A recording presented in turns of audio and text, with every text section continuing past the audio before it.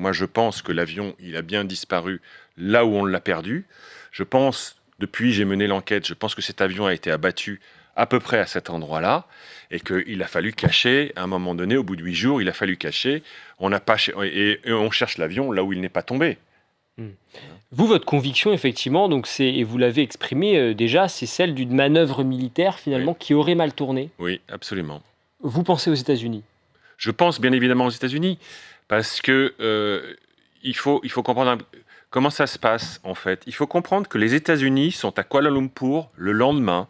Les États-Unis, donc la CIA, est le lendemain à Kuala Lumpur et va chez le pilote pour prendre son simulateur de vol.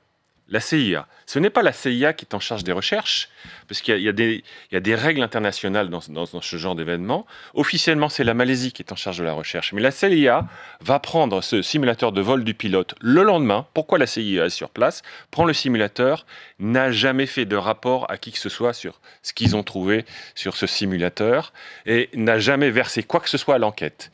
Donc première chose. Deuxième chose, ce sont une semaine plus tard, Inmarsat, une société anglaise, qui est très liée au service secret anglais, qui dit « By the way, j'ai suivi l'avion pendant 8 heures ». Et c'est ça qui a permis de dire l'avion, finalement, il y a des milliers de kilomètres là, il est tombé dans l'océan Indien. D'accord?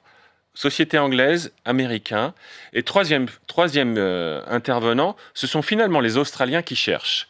Quand vous dites ça à n'importe quel service secret dans le monde entier, vous dire ah bah oui, là on est en plein dans ce qu'on appelle les Five Eyes, les services secrets anglo-saxons, qui ont pris le projet en charge et qui sont en train de vous verser une version à leur sauce. Pourquoi cet avion aurait-il été abattu? Parce qu'il y a vraisemblablement quelqu'un et quelque chose dans l'avion qui ne doit pas arriver à Pékin.